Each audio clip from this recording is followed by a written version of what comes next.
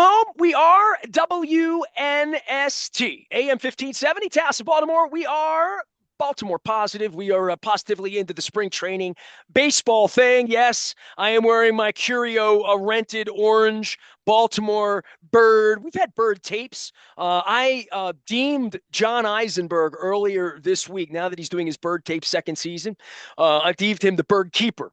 So this is the guy who keeps our birds aflame here in the nest. Luke Jones joins us now. It is not purple, it is orange. We got plenty of purple, dude. It's a crazy week, right? Like tampering weekend. Towson's playing. We're going to be over at CVP in Towson at noon on Sunday. We'll be there again on Monday night, Tuesday night, as long as it takes to get one of these local teams into the tournament. And we had Pat Scarry on last week. We had all this stuff going on, but spring training, injuries, right? There's news, not great news and in any way. The really bad news is that plane that was headed to Tampa on Monday morning that you and I are not on because of the tampering period. Don't laugh at me. I'm still upset about this. I mean, but it might be 65 here on Tuesday, so that'd be nice.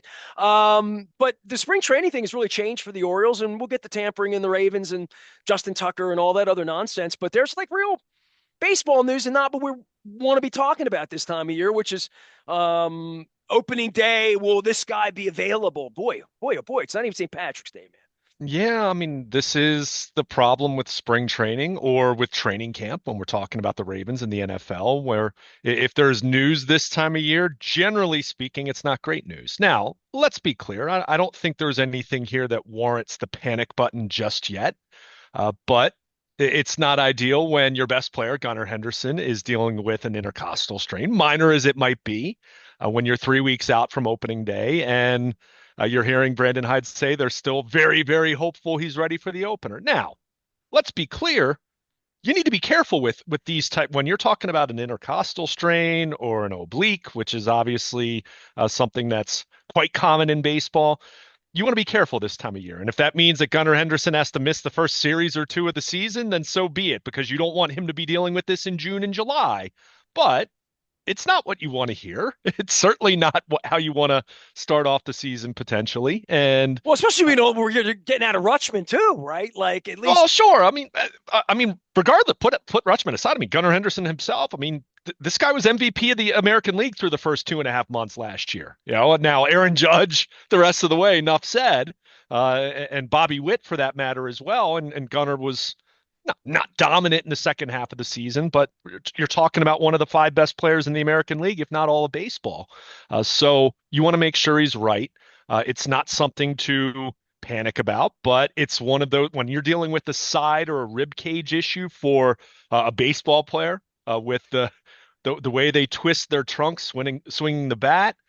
That's something you need to be very, very careful with. That's something that you're not trying to play through in mid-March. So the Orioles are going to be smart about this. Gunnar Henderson's going to be smart about this. And for some context, keep in mind he dealt with an oblique issue very early in camp last year, and he ended up being fine, right? So this isn't to sound the alarm that he's doomed, the Orioles are doomed, anything like that, but you want to be careful with it. And the Orioles are going to be, and that's why we're not going to see Gunnar Henderson out on the field for Grapefruit League action, at least for the next couple weeks. So, there's that. For me, the one that's a little more unsettling is Andrew Kittredge with his knee. When you hear Brandon Hyde say that they had imaging done, which, okay, an MRI can be a very precautionary, very preventative a measure when you're talking about something like that.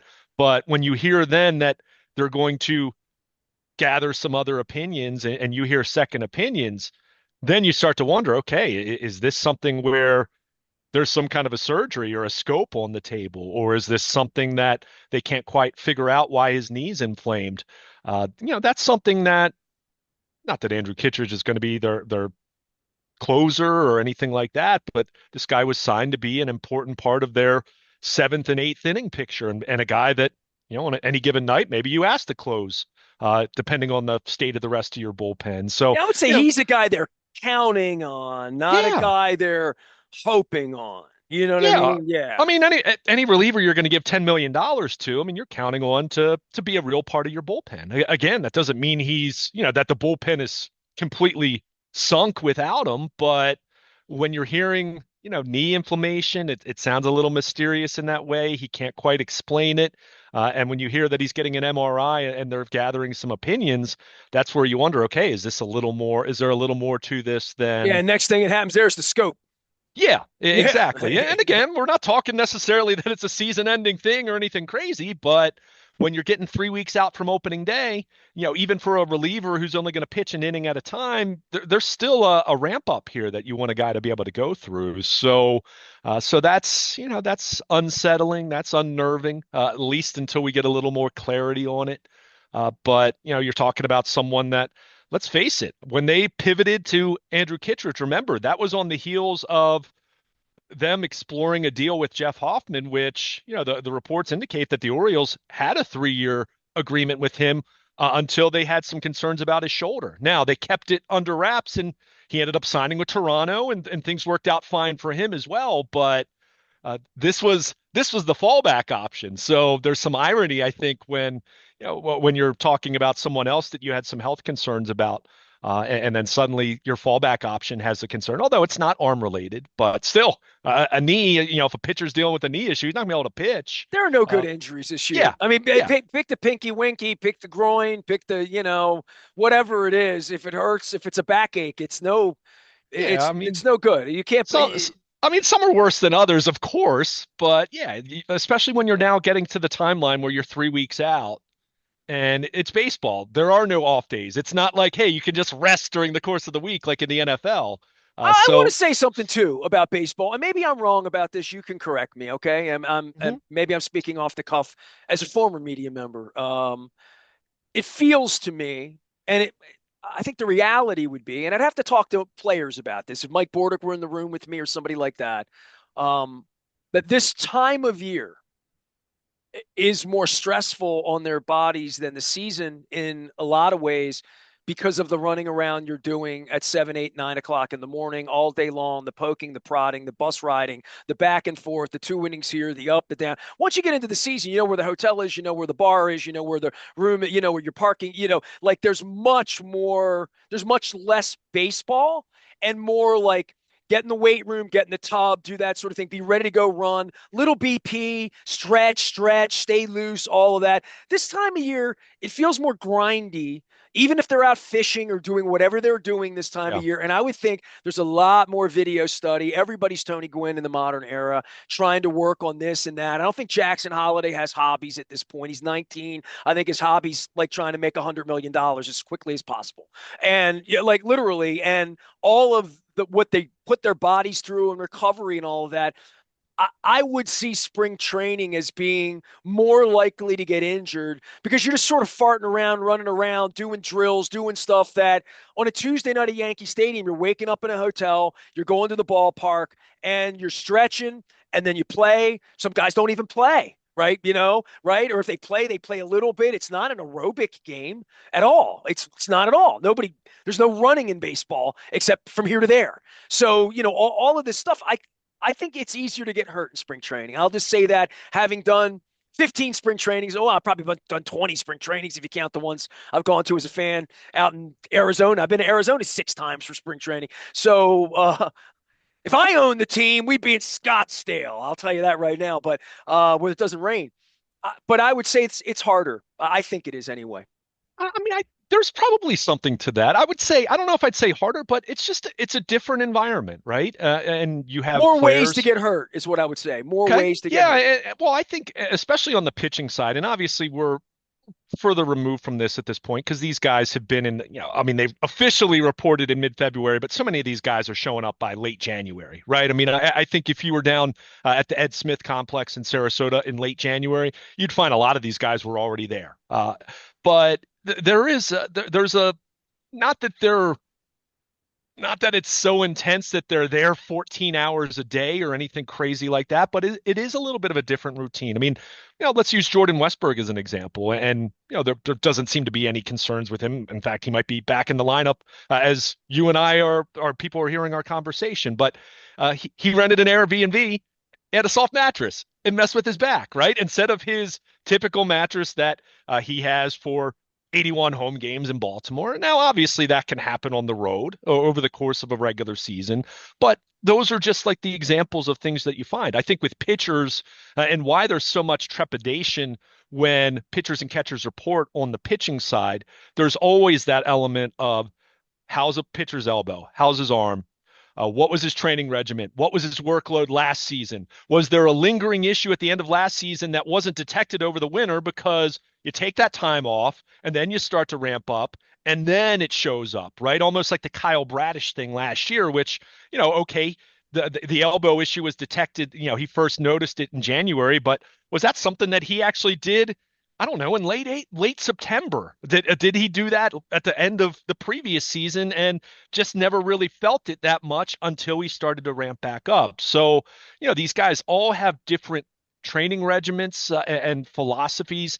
Not that the teams aren't standardized, but different players you talk to them. Some guys take a month off when the season ends. Some guys take 2 months off when the season ends. I heard Harold Reynolds talking about this on MLB Network the other day, and how I think when he was in Seattle, he was talking to their head trainer, their head strength coach, whatever that title was at the time, and he kind of had a thought about what he was going to do in the offseason, and the trainer's like, no, you're going to relax for the next 2 months. And so there are always different philosophies, whether you're talking about hitting or on the pitching side. But this time of year, when you're really starting to ramp up, and to your point, when it's in a little bit of a less familiar environment than what you're used to over the course of a 6, maybe 7 month regular season and postseason combined, that you can have some things happen here and there. So again, when we're bringing it back to Gunnar Henderson, if he's not there for opening day, assuming we're taking all this at face value, it's a very minor intercostal strain, which is, it's the muscles, the muscles in the rib cage. You want to be careful there, right? You don't want him pushing through playing in Grapefruit League games the third week of March if that means he's going to be dealing with this come June, right? So you want to be careful. And if he has to miss a few games, if he has to miss a series, if he has to miss a week, if he has to miss 10 days, if that means he's going to be fine and right the rest of the season, then you have to do that. I mean, there's no debating that. Those games in late March and early April aren't that important I that, would say for any of these guys, if they wake yeah, up sore, they should sure. take the You day have to be off, careful. You have to right? be careful, Literally. right? So Yeah. so so that's where they are with Gunnar Henderson. We mentioned Andrew Kittredge, where there's still some unknown there. Again, when you hear second opinions, that's not it's not great. That's not ideal to hear that, because that tells you that there's either some concern or that tells you there's some disagreement as far as what exactly is causing this, right? And the indications are it's not like it's this major injury that he has, but just dealing with inflammation. What's causing that? Is it a meniscus issue? Is it some scar tissue? Like whatever.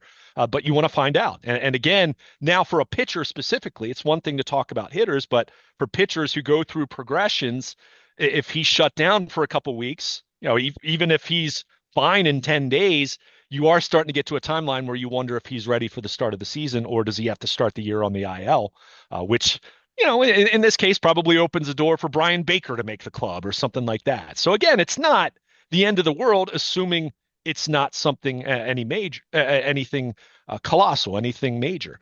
One name I do want to bring up, because it was kind of an odd circumstance when he made his start on Wednesday. Grayson Rodriguez says he was fine after the game. Said he felt, I think the quote was, he was sluggish, which, there has been some sickness going around Orioles camp. I know Tyler O'Neill was ill, and some other guys have been under the weather. I mean, it's the end of winter, right? I mean, there's respiratory stuff, there's been stomach stuff. I think many of us have dealt with it in our own families, it going around. But with Grayson Rodriguez on Wednesday, the velocity was down a little bit. In fact, I think he topped out at 95, and the Statcast info kind of said he was at 93. Which is, Well, this is where you talk about warning signs about Yeah, things yeah, that are just sort of like concerning. right. And Serious and no, it's not serious and concerning. That's Justin Tucker. Sorry, just concerning. How about that? yeah, this is something to monitor. I would put it in that category. And he was asked about this, and even his first start, which was in Sarasota, they don't have Statcast data there, but he was on the road on Wednesday. There was Statcast data. He threw one pitch to start the second inning. I think it was 90 miles per hour. It's like 89.7. I mean, that's not Grayson Rodriguez right there. Now, he did say, and he had even said in previous interviews down in spring training, he did tweak his mechanics a little bit with in an effort to not put as much strain on his lat muscle, which, if you recall, that's what cost him the last 2 months last year. It's the injury that he had in the minor leagues in 2022. So there's some recognition of maybe tweaking your mechanics a little bit There's to not put. science here, right? Like literally, they've said Sure. you're doing this instead of that is I mean, there's causing a rub, there's right? there's Yeah. science that aids with that, but it's still not a perfect science, right? So, but anytime you run the risk of a pitcher or a hitter for that matter, if they're talking about changing their swing or anything like that, you have new muscle memory that needs to be built. And you do want to be careful that there isn't an injury, there isn't some kind of a physical concern. Again, he downplayed that.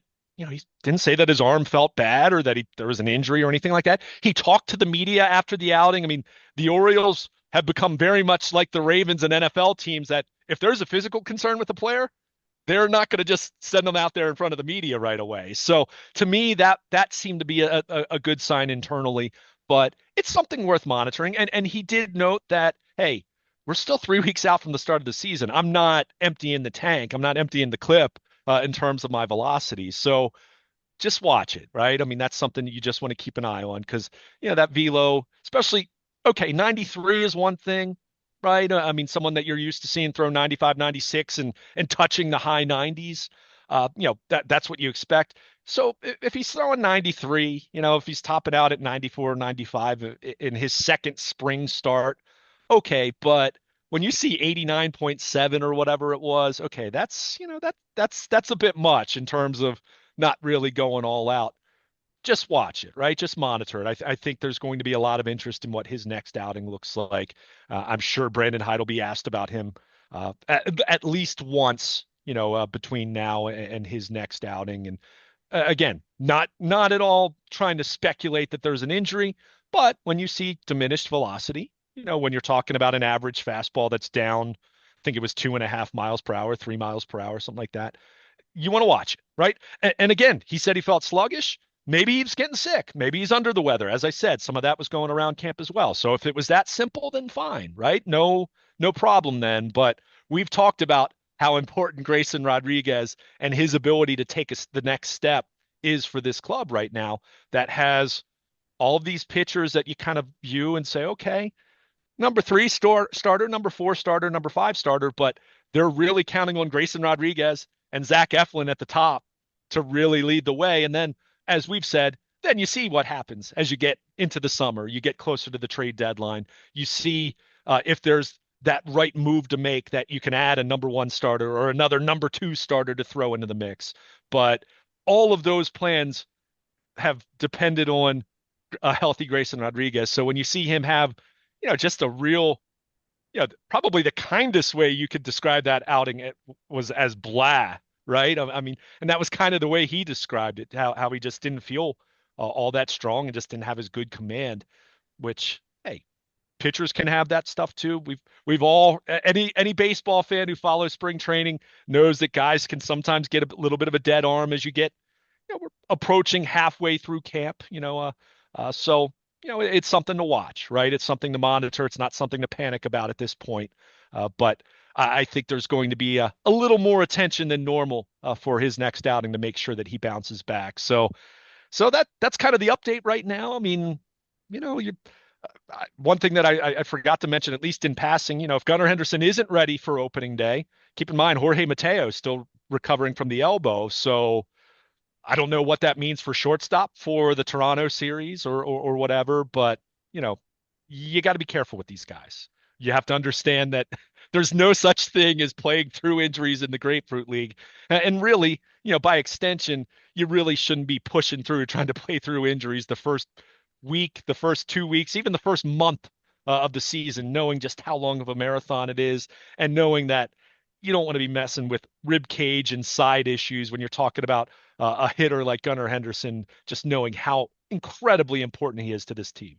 Luke Jones is here. He is Baltimore Luke. Big thanks to our friends at Curio Wellness. I'm wearing my Curio orange shirt here. We'll get to some purple and some other things. I've had all sorts of rock stars on this week, and John Palumbo and Crack the Sky talking some old stuff. Rick Emmett from Triumph has a new book out on guitar stuff. So we're doing some music, we're doing some politics, we're doing some State House, doing a whole bunch of different things around here. If you haven't heard my piece with Julie Sharper, who did all of the reporting on Justin Tucker, definitely want you to check all that out. And if you're a Towson fan, we hope to see you on Sunday over at CVP, Charles Village Pub. Everybody knows where that is. Big Towson party going on Sunday at noon. Hopefully that extends to Monday and then Tuesday. We will be doing the show at Fadley's this week, at CVP in Towson next Friday, and then at Pizza John's 2 weeks from Friday. That would be the 21st, which will be our last show before opening day. And then after opening day, we're actually going to be at Fadley's on the 2nd of April again to celebrate the Red Sox coming to town. Luke, just to wrap things up on pitching, we didn't talk Sagano, we didn't talk Batista. The Certainly good news. Charlie Morton. I mean, it was Monday. They're going to pitch again. Maybe by the time people even hear this or whatever. But watching the broadcast, feeling it up. I mean, certainly Charlie Morton feels like a big time grown up kind of a guy. And I heard his accent. I'm like, his accent kind of reminds me of Joe Flacco, because then I looked him up. I'm like, oh, they're only like 40 miles apart. And then that's why they all talk like that. Yeah, yeah. I'm glad you brought that up because those were actually more positive individuals to talk about at this point in time as we were kind of Well, look. Batista's its own thing, right? Like, Yeah, I mean, I don't know if you had a chance to watch his inning, but other than the velocity not being up to full blown pre-elbow injury form, Batista looked good. The splitter looked good. I thought his well, he knows command. how to do this, right? Yeah, There is some, yeah. I mean, and he was, his fastball mostly set 96, but he touched 97. When you're talking about your first live game action in what, 16, 17 months, whatever it is, I'll take that, right? And I don't think there's any concern as long as he's feeling good that his velocity is right there. And to your point, when we in one of our more recent discussions, you even talked about, does Felix Batista, it's not like he has to throw 101, 102 to be successful. Now, that said, you don't want him throwing 93 either, right? I mean, you still want him to be Felix Batista. But here's the thing to remember about him. Whenever you're talking about pitching, right, it's 60 feet, 6 inches from home plate to the rubber. But a pitcher of the height and size of him, the extension that he gets, 97 miles per hour from him throwing it compared to a pitcher who's 6'1". That's way different, right? That's way different. That's why Felix Batista throwing 102, you say forget about it, right? I mean, because he gets the kind of extension, it feels like he's 45 feet away from you by the time he releases the ball. So that was good news. Sagano, I think what's interesting about him. I mean, he has a 6 pitch assortment. By most accounts, his splitter, which he struck out Alex Bregman on a good splitter on Monday, got him looking, and the cutter. Those are kind of regarded as his best pitches. But even watching him on Monday, I mean, he's not going to overwhelm you. He's going to have a fastball 90, 91, 92. He's not going to overwhelm you with stuff.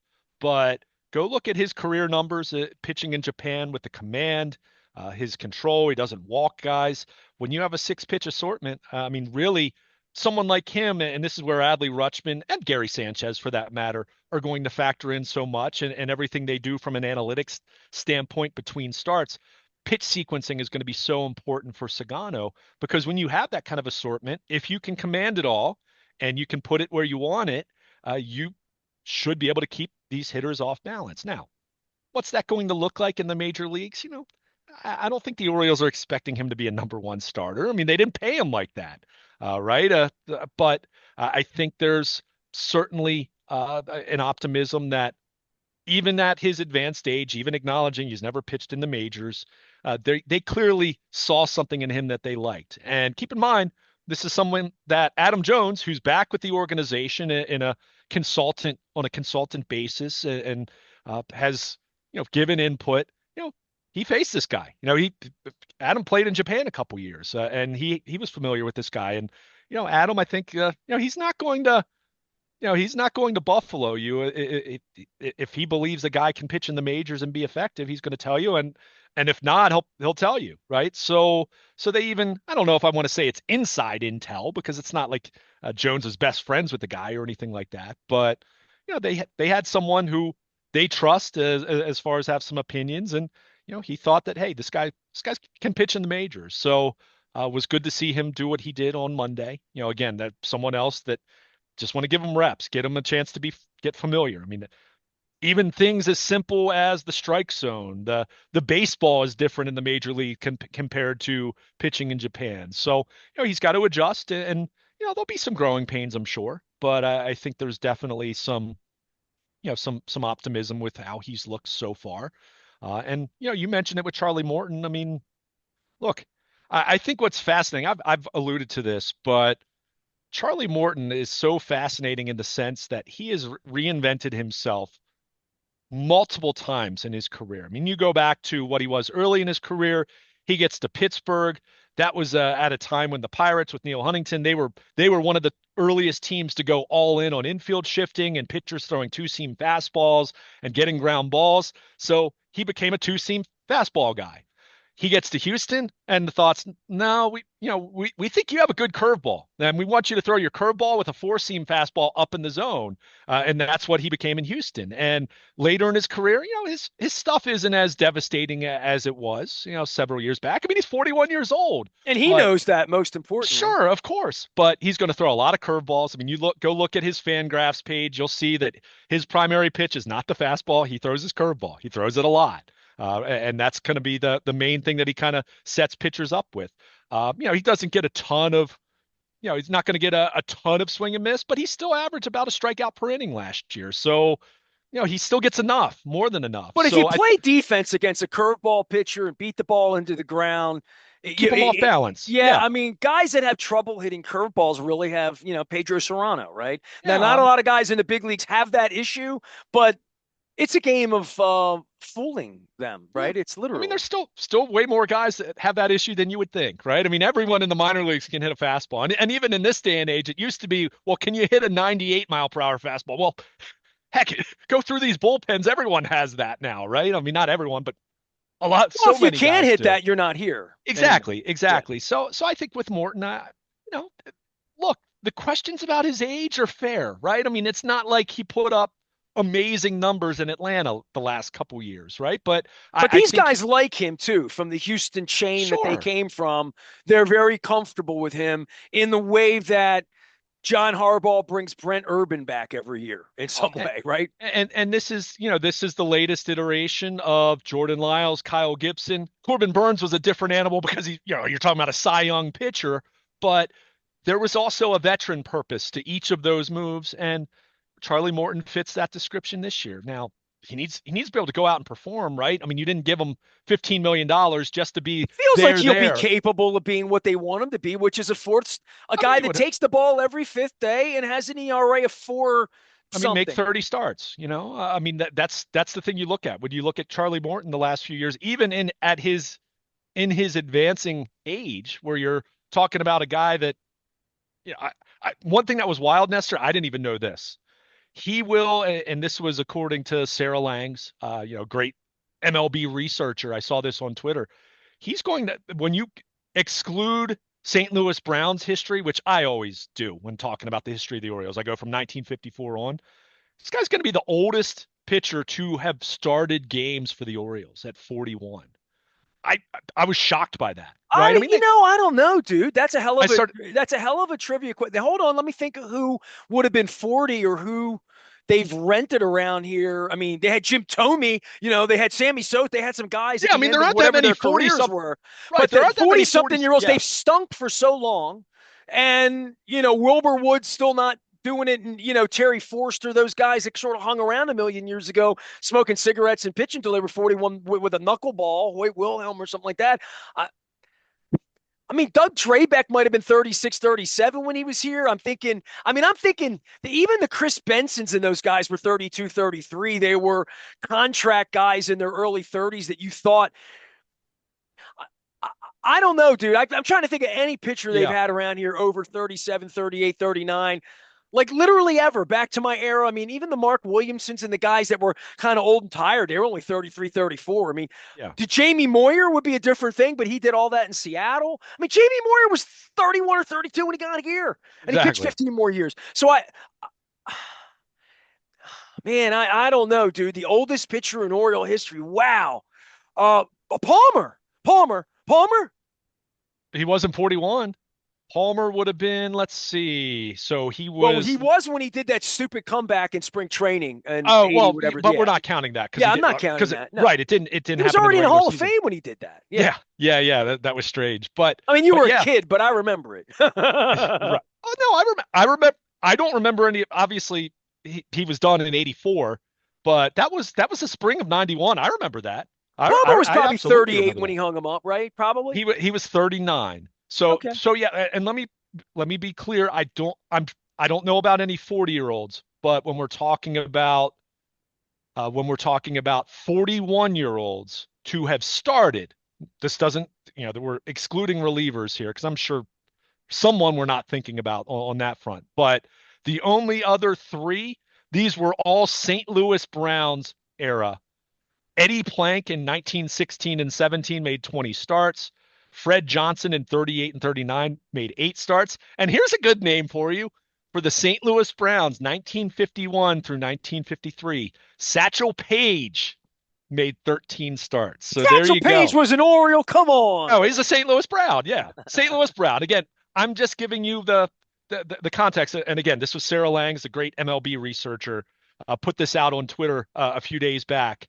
I thought that was really neat. So yeah, Charlie Morton, some uncharted territory in terms of a 41-year-old to start games for the Orioles, starting pitchers. So look, you want to be realistic, right? I mean, he's not going to be the guy that he was when he was an all-star pitcher, going back to 2019, 2018, 2019 with Houston and Tampa Bay. But hey, if he can duplicate what he did for the Braves last year, which was 30 starts, a 4.19 ERA, average a strikeout per inning, that you don't want him to be much worse than that, certainly, but you'll take that because, as we've said, you need pitchers who can take the ball, right?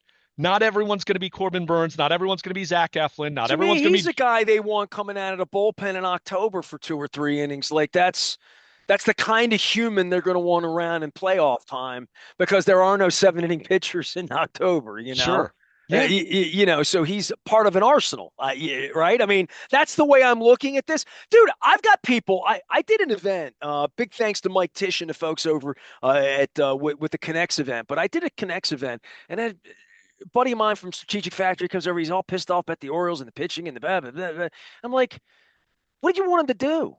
Well, if they weren't going to sign Burns, they should have thrown $200 million at. Blah. And I'm like, man, I don't know. I mean, it ain't my money, Yeah. but I try to Well, be sensible about what their capabilities are. I mean, they solved the Masson thing since the last time you and I I was got going to together. say we're 40 minutes into our conversation and we haven't even talked about Masson. But Talk yeah, no, about cost certainty. yeah.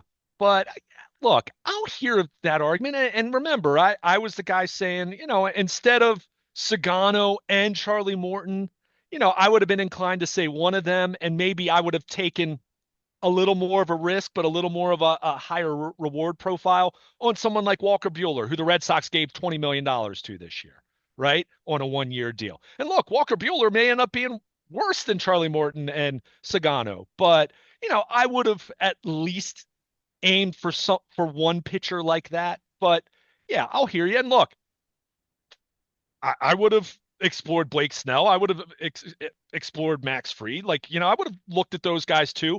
But yes, it's very easy to be sitting there and just saying, it's not my money. Go throw $200 million at a guy who, any of these pitchers feel like they're a ticking time bomb at times. When you're talking about health in 2025 and the Tommy John epidemic and all that. So, we're going to see how it plays out. And I think where you take some, you take some solace, you take some, you have some optimism, is you hope that with new ownership that you have the prospects and the farm system that come May, come June, come July, if the right pitcher's out there and you have a clear need, and again, this is knocking on wood right now that Grayson Rodriguez is fine and he was just sluggish and all that, then that you can go out and make a move, right? Whether it's a rental or whether it's another Zach Eflin situation where you rented a pitcher, but hey, he also has another year left on his deal. So you saw how that worked out. So, Where were you we're on the gonna, Max Fried thing? I haven't heard you talk about it because I had people come up to me talking to me about that. And I'm like, if you're not feeling a $230 million pitcher, then yeah, don't feel one. And if you're feeling one, make sure it's the right one. And, I'm not quick to spend their money. And people expect me to just want to kill them, right? And yeah, like, I got enough, like, this isn't about my press credential. Like, that should be easy for them to do. This is $230 million and talking about it as though it's sort of like we should just blink and play it in that game right away. I don't know. Even if I were right. Rubenstein jumping into this, I'd be like, I'm not going to be like that freak with the Mets up there just throwing money at everything, and it still doesn't work. Let's let the baseball people do it. We'll have the money when it's time. And what I say to everybody, and this isn't my corporate line for sure, is they have money and they have collateral. They Yeah, have the ability to make any deal on the table they want to make on July 30th. They can make the best deal for whatever pitcher they want. And as I said to this fellow over breakfast the other day, like, they've never in your lifetime, I said to him, he's a little younger than me. I said, in your lifetime, they have never. I've been on the radio 34 years, bro. 34 years, 34 trading deadlines, 34 years, three owners now, four if you consider the other guy going bankrupt in a receivership. So I can't think of a July ever where they had anything. Well, we'll send them Jeffrey Hammonds and we'll send them whatever, Adam Lowen, make all these Dylan Bundy, throw all these names that nobody would have ever wanted, that would have never have brought a one, and they weren't in a position to want any of that other than 2014 and well, 15 anyway. They really weren't in a, and they did deal. They got the big left-hander. They made a deal for Andrew Miller, right? So they were in a position to do a deal back then. Pretty much the only deal they've done of sort of that kind of consequence in a pennant race that's meant they haven't won a playoff game in 11 years or whatever it's been, right? So I would say for me, I am patient in regard to new ownership, confident in regard to the depth of their organization. And if they really need to get somebody else as one who's really available on a flailing team, they might have to give Jordan Westberg up to do it. They might have to give a real player up to do it. They really might. They might have to say to Rutschman, hey, dude, we want an ace, and we're going to go get that guy, and we're going to do this and that. We're not going to pay you, and we're going to let Basayo catch. I mean, I don't know, but that's how this game gets played further on down the line. And I'm not nervous about Mike Elias and David Rubenstein's ability financially or with players to make acquisitions and make trades, which that was never the case here. They never wanted to spend money, even though the old man had it or didn't have it, depending on what you're listening to, what you were talking about. And certainly they never had the ability to pull a trigger, to outbid anybody at a trading deadline with players. Never had it. yeah. I mean, they had some players, but it would be only Dylan Bundy or only Hunter Harvey or only Jeffrey Hammonds way back when, right? I mean, they would have one crown jewel piece where you'd say, well, we can't trade that guy. We need that Which guy. would allow you to get Zach Eflin, but not Yeah. allow you to get Dylan Cease. So we're going to see. But to go back to your Max Fried thing, I mean, Max Fried ended up, signing with the Yankees, 8 years, $218 million. 8 years, $218 million. So you say average annual value. Okay. Well, 27? um, he's 31 years old, and as recently as last July, he was on the IL for a forearm issue. Now, You're paying him $27 million a year in 30, 31, and 30, 32 in his age 37, 38, and 39 year. $30 million a year. You're going to, no, well, they need that money for Gunnar Henderson. I mean, they well, just and do. and that's the difference right now. And look, the Orioles. Let me be clear because I do not want to come across sounding like one of these apologists for small market teams. Right? Could the Orioles do that deal? Absolutely, they could do that deal. But what does it prohibit? How is it prohibitive for them if that deal goes sideways in the way that a lot of pitcher long-term pitcher contracts can. Look how much money the Rangers have given Jacob deGrom for what he's offered them to this point in the course of that deal. Now, a lot of people would tell you that was a dumb deal from the start based on how his last couple years with the Mets had Look, gone. it's But pitching, man. Strasburg, just go right, on and on and and on, let's be right? clear. Let's be clear. When the Yankees or any team signs a pitcher to a deal like that, they know the back half of that deal is going to be a major L. They're banking on it being a major win for the next 3 years, right? The next 4 years that they're going to get surplus value, and then they're going to take a bath. They're going to lose their shirt in the second half of the deal. But they'll say, hey, if it helps us win a World Series, then we'll take that. So for teams like the Yankees, who have huge markets, who have a much healthier TV rights outlook. I mean, the Orioles, who, as you know, we can dive into Masson here for 90 seconds. Okay, the Nats are going to explore their own TV rights now after 2025. Maybe they'll latch on to Ted Leonsis and Monumental and they'll be fine. Or maybe they're going to be talking to Major League Baseball in the way that the Cleveland Guardians and all these other teams are now having basically Major League Baseball broker their local TV rights. With the Orioles, what is going to happen with Masson? Nestor, if you ask me right now, do I think Masson exists 3 years from now? I'm going to say no, probably. I'm guessing it's going to go away, and you're going to see the Orioles, in conjunction with Major League Baseball, whatever their future model is. And, as I've said to people, do some research on what MLS has done with Apple TV and all of that. I'm guessing it's going to look something more like that over the course of the next 5 years. Or maybe Masson Well, will it needs to be survive. rethought, and But and right, then and then more than that, not just the strategy, but like the revenue model sure, needs to be better than the Baltimore Banners or the Baltimore Suns. no doubt. And to be clear, that doesn't mean the Orioles aren't going to be able to make money. But until you figure that out, how much can you make? What's your annual, what's your projected revenue stream going to look like on that front in 2026, 27, 28, 29, 30? And oh yeah, there's a new CBA that'll be looming in that time period as well, with already hearing the union talk about lockouts. So the point is, if you're David Rubenstein and the Orioles, it's not that you can't spend money, but how much do you really want to extend yourself when you have such unknowns? Whereas the Dodgers, who have a colossal market, right? And the Mets, who have an owner who just, has a checkbook that has an endless number of pages to it, and just will spend because he has the money, he's in a big market, and he doesn't care, right? Uh, if you're a team like the Orioles, you do need to be more measured and calculated about it. Again, and that's in what I'm hoping, that includes trying to forecast and trying to keep Gunnar Henderson and keep Jordan Westbrook, at least keeping a couple of your young guys long term. Not going to keep everyone. We know they're not going to get to a point where they're at a $300+ million payroll. I mean, how many teams in baseball can even say that? But they certainly are spending more money now than they did a year or two ago, which big whoop. Of course, you couldn't spend any less than they did a couple years ago, but you want to make sure you're doing that in a way that will keep you healthy and flexible, right? You can do it. You can sign Max Fried, but what does that do in terms of impacting your flexibility over the next 3, 4, 5 years as some of these young guys get closer and closer to free agency? So we're going to see how it plays out, right? I'm And okay with the way they've managed it. I just want to say that on the record. and that's fine. And look, And I don't think they're winning the World Series with this particular group. I really don't. But I think they can get the kind of help they need in July. They can make decisions that will improve that's their fair. team. They need to be a better team October 1st than they are today. I'll Yeah, say that. and I'll throw one more thing out there, and Because we've been at this for an hour, you and me. sure. One more thing I want to throw out there, as it pertains to pitching, the Kittredge thing.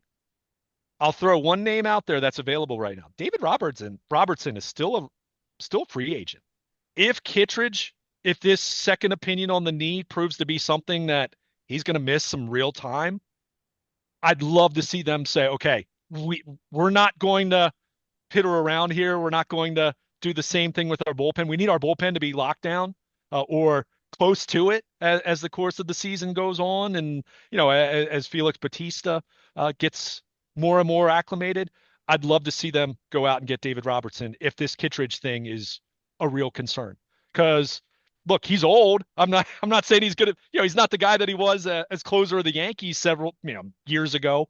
But if you look at the free agent gray beard relievers that are still out there, like Craig Kimbrell, for example, Robertson was the best last year out of that group. So if the Kittredge thing ends up being more of a concern where you're not going to have him to say like June or something like that, and again, that's pure speculation on my part. Go out and get Robertson. So that would be the kind of move that it's not going to sink you from a long-term standpoint, but you're going to have to give him some real money on a one-year deal. That's something I'd like to see them do. And again, I'm mostly with you. Like I said, I would have liked to see them target a one-year deal on a guy with a little more volatility on the upside, from an upside perspective. But we'll see how it plays out. And I'll say this much. Their starting pitching depth, while it's not the great upside ceiling that it is when you have Corbin Burns as your ace, obviously, but I think they have some viable depth arms. Whether we're talking about Albert Suarez, Cade Povich has looked really good so far this year, or so far this spring, on the heels of having a good September. So we're talking about your number 6 and number 7 starters right there.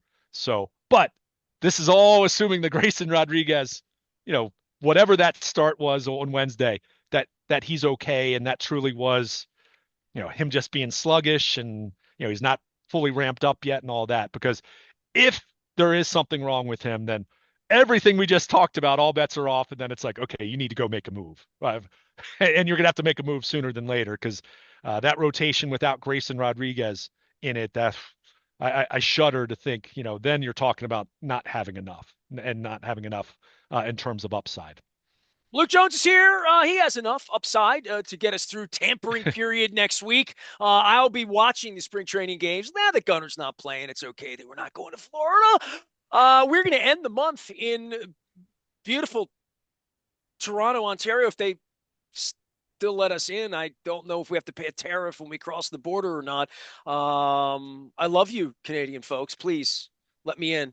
Later on in the month, we'll be doing that. They'll let me in over at the CVP in Towson. I'm still welcome over there. Noon on Sunday as Towson and Pat Scary's Cats gear up for a run. They play at 6 p.m. on Monday and then 7 p.m. on Tuesday if they continue to win in advance. We'll be at the CVP next Friday. We're at Fadley's this Thursday. And we are at Pizza John's on the 21st doing the Maryland Crab Cake Tour. All of it brought to you by the Maryland Lottery. He's Luke. I'm Nestor. We are WNST, AM 1570, Towson, Baltimore, and we never stop talking Baltimore positive.